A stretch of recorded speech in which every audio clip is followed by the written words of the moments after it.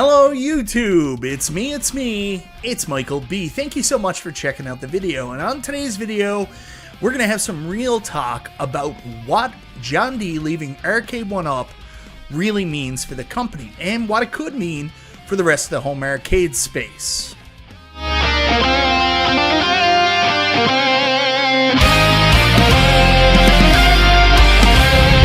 So that's right guys, in today's video we're going to take a deep dive into John Diamonin and his exit from Arcade1Up, what implications this could have for Arcade1Up. There's some rumors in the community out there right now about this, so let's take a look and see what it truly means for Arcade1Up and some other players in the home arcade space. But before we get into that, I want to say thank you so much, everybody, for checking out the video. Guys, I always appreciate the support. If this is your first time to the channel, you like what you see, go ahead, subscribe, click the bell for notifications, all that YouTube jazz. So for Arcade1Up fans and YouTubers, right now we're in a down period for the company as they've decided to skip CES. They haven't shown off any new products in a while, and rumors are starting to float all over the place on what the company is doing, what's with the inactivity. One of the rumors coming up is that the licenses left the company with John D. So it's a very interesting rumor that is part true and part false, and I want to explain that a little bit. Now, despite your feelings on John D personally or professionally, there's no denying that the man is an absolute rock star at his job. In the licensing world, he's highly regarded. He gets a lot of credit where credit is due, and he's one of the reasons Arcade1Up was so super successful in not only securing the licenses that we were hoping for, but also, in a way, making sure that Arcade1Up was the leader for these licenses, and it was a little bit more difficult for the other companies to attain them.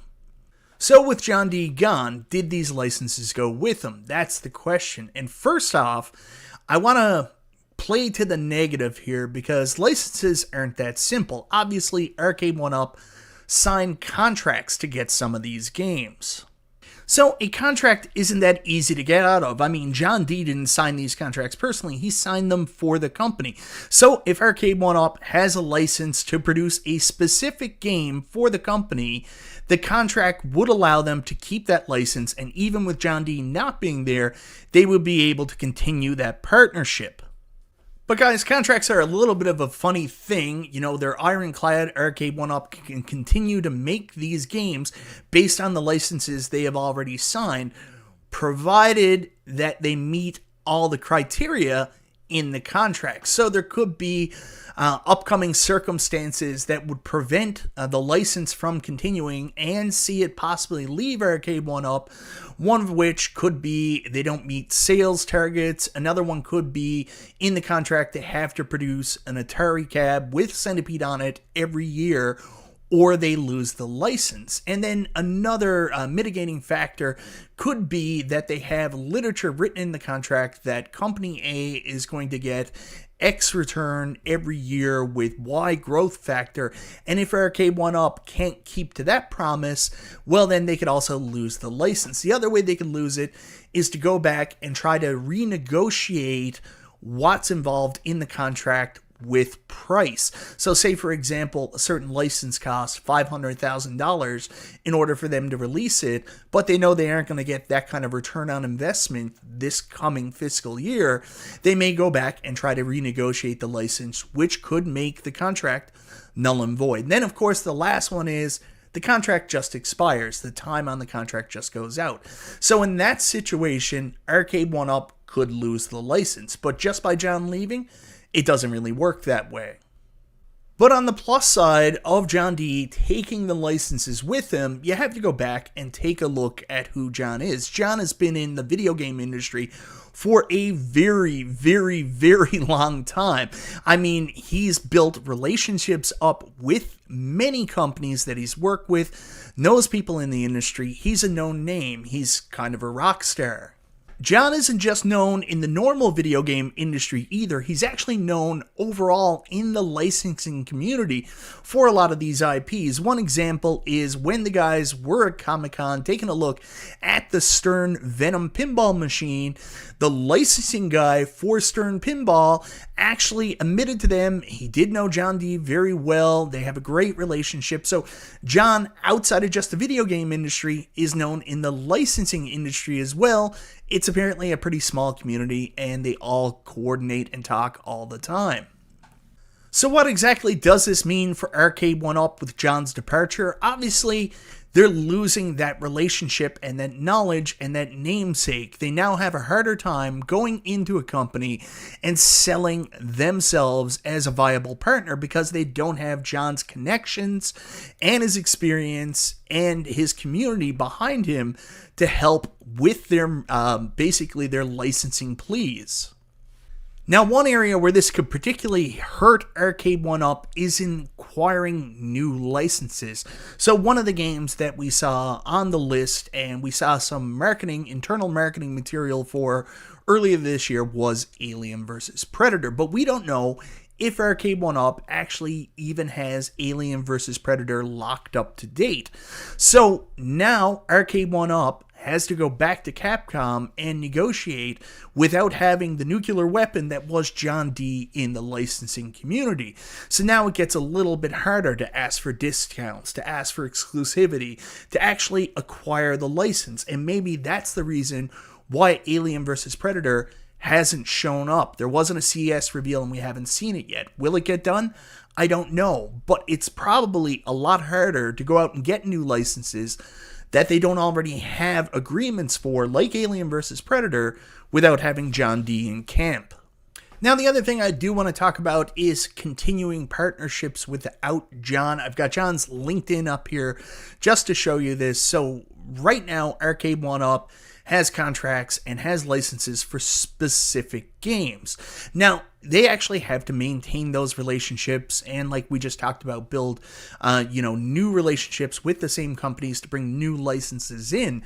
Previously, they had John working for them, who is a person who's well respected in the community, already has a relationship with some of these companies, has name recognition and title recognition. So there's your foot in the door and, the person basically holding the door open. Now, on Arcade1Up's side, they have Cyrus. Now, Cyrus was John's protege with Arcade1Up, so that obviously helps. But Cyrus doesn't have the same relationship, history, acumen that John does have. And a lot of these companies, they like dealing with somebody familiar, somebody who's respected, and somebody that's a senior member of the company, someone who actually enact change and make final decisions on licensing.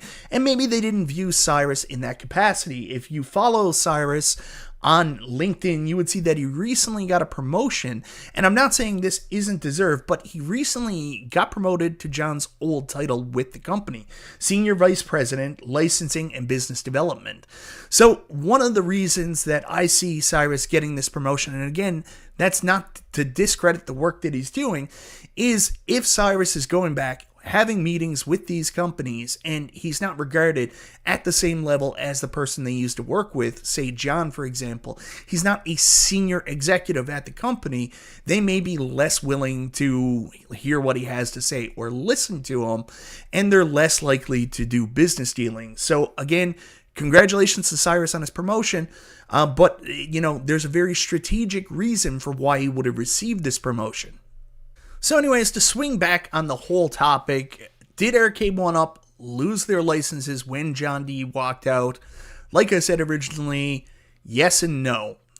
Mostly no, because all the licenses they already have are locked up under contracts, and unless Arcade1Up, misses some kind of sales target, doesn't produce a title in the agreement that they're supposed to. Sony has the same deal with making Spider-Man games. They have to make a Spider-Man game every X years, or they'll potentially lose the license. So that's not uncommon. Financial reasons or length of the contract, they're going to keep that title. But once that title is no longer under the umbrella, can they as easily go back and keep it without John D's experience, name, and acumen in the licensing field? No. More than likely, it's going to be very hard for them to keep it without overpaying for it. Now, while John D was the SVP of licensing at Arcade1Up, that isn't all he did, let's be honest. The guy really went above and beyond when it comes to what he did at the company. And he became, for, all intents and purposes, the face of Arcade1Up for a very long time. Is this something that he wanted to do? Maybe, but more than likely, it's something that he did because no one else was really willing to do it or saw the need to work with the community. Arcade1Up is a bit of a weird business. I mean, when Scott and John were there, they obviously had a very good relationship with the community, coming on a bunch of community shows. We all remember in the early days of this hobby, seeing their faces on, the Retro Buzz weekly with Cool Toy Glenn and Tech Buzz. And then after some kind of disagreement, whatever happened, they ended up working primarily with 1UP Weekly with Ralph and Console Kits. But we remember seeing them constantly engaging with the community, getting feedback, and then turning around and trying to weaponize that feedback to make better products for the community. And now, since they've been gone, it doesn't seem to be happening as much. Now, I had a conversation with Arcade1Up after John's departure, and, they seem really committed and interesting and still working with the community. So hopefully that turns around. But before that, it didn't really seem like anybody in the company was really interested or invested outside of John. Now, was John the right person for this? I don't know, man.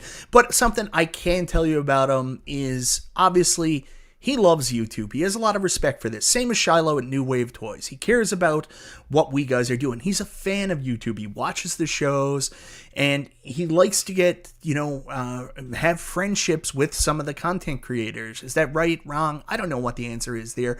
But he's just a really big fan. Passionate guy, loves what he's doing, and he loves the community, wants to work with them.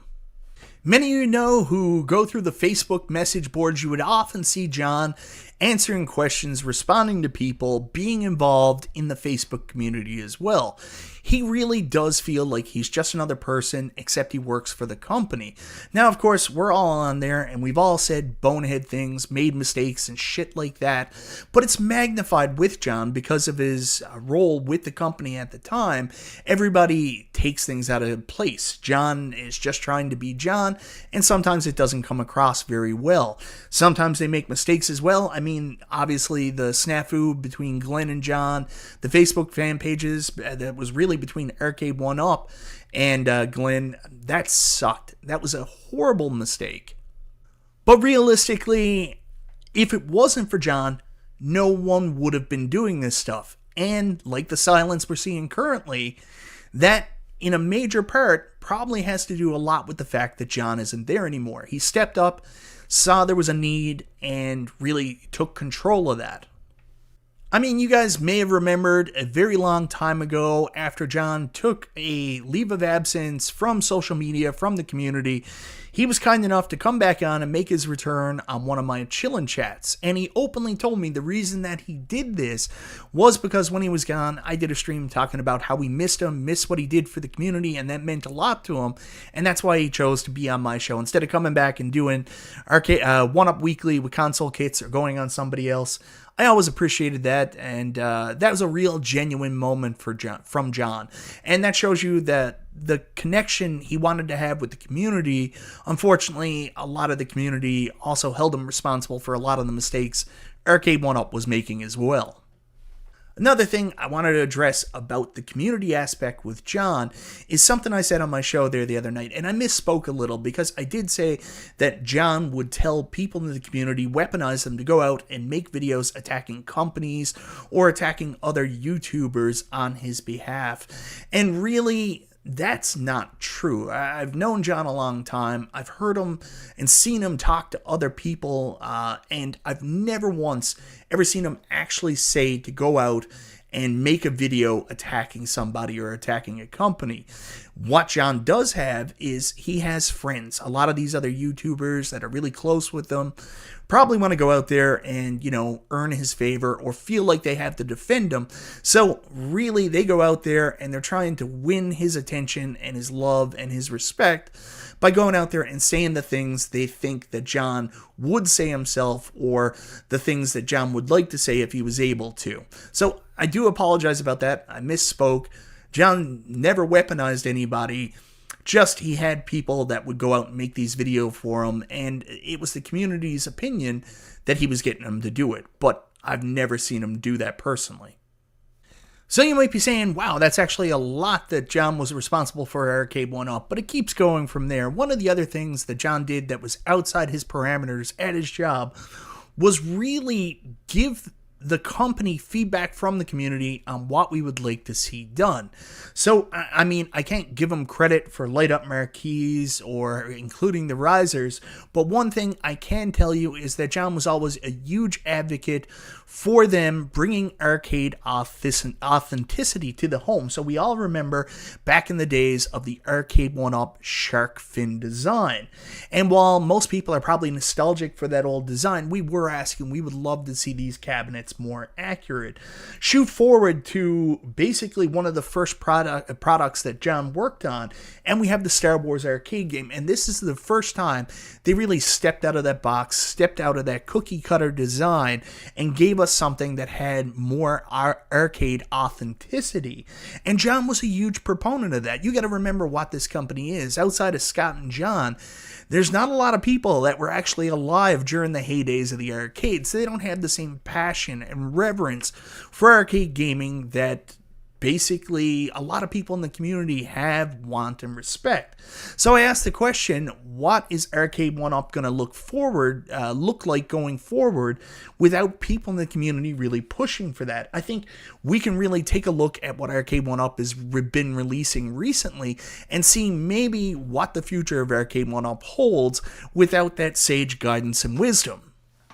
So without people like John and Scott in the space pushing, that arcade history and lineage, maybe Arcade1Up reverts back to making products that don't necessarily fit in the home arcade space, that the community isn't really looking for. More stuff like the Casino-cade, which we saw last year, which is a product that may be a good addition to anybody who wants something different, that's an accessory to their 3/4 scale or deluxe home arcade collection, but not necessarily something the core community was asking for.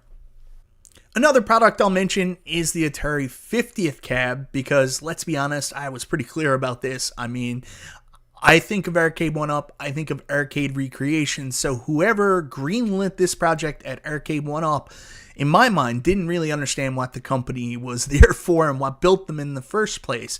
I know some people love this, and there's some big Atari fans that were very happy with it, but my God, how do you not make this cab something like an Asteroid, something like a Pong, anything? I mean, geez, Crystal Castles, like anything, in my opinion, as a replication would have been better than what this cab is. You want to celebrate the Atari 50th anniversary? Fine, but I mean, I don't know if Arcade1Up's the right company to do that. And the last thing I really wanted to focus on was the online component with Arcade1Up and the way that the testing works, all that stuff. John was super involved in all that stuff as well. I mean, as we know, John is a huge fighting game fan. He's a fan of EVO, the Fighters Tournament. I know a lot of people complained about fighter fatigues with the cabs, but John was always trying to bring the best fighting titles to the company and to get them online to really tie in with that community.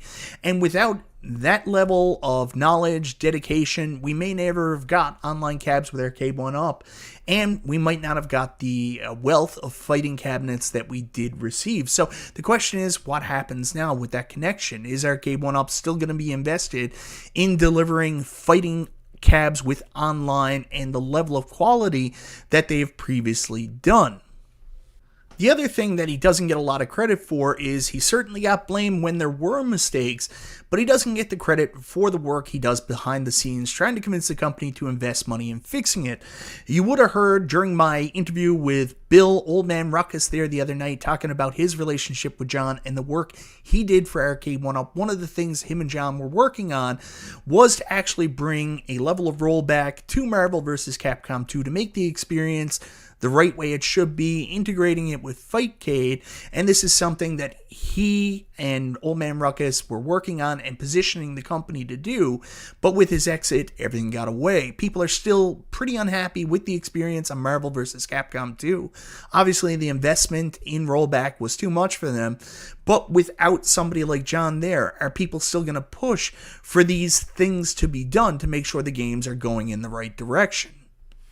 And personally, from my experience, I also know John even worked with customer service at one point. Arcade1Up's customer service, as anybody who's ever wrote into him knows, sometimes could be a little all over the place. They didn't even have a knowledge management system to help deal with issues. John actually reached out to me one time, asked if he could use one of my videos to explain something that was happening on one of the cabs. That's the level of involvement that he had that I know of personally. So, you know, whether you love him or you hate him, John D really did mean a lot to Arcade1Up. Of course, the licensing thing is always going to be there because he is very good at his job, and it's going to be a benefit to any company he works with in the future to actually tap into that potential and use John for that purpose. But then again, it's impossible not to talk about the other things he did with Arcade1Up that actually brought change, made a positive impact, such as the fact that he really pushed the company towards working with the community. He pushed the company towards making products as arcade accurate as possible, which he did get a lot of, pushback on. And of course, making sure that we were getting the right titles involved in the fighting game community, had online, then going into the customer service aspect. I mean, obviously the dude went above and beyond. So John D leaving Arcade1Up is going to have a major impact, and it'll be interesting to see how Arcade1Up moves forward in 2024, their first full year John D free, and we'll see what they deliver without him. Anyways, guys, let me know in the comments, what do you think of John D leaving Arcade1Up? What do you think this will mean for the licenses and future of Arcade1Up? Are you a John D fan? Are you a John D detractor? Let me know below. Once again, thank you so very much for watching. This is Michael B. the Game Genie, and I'll talk to you next time.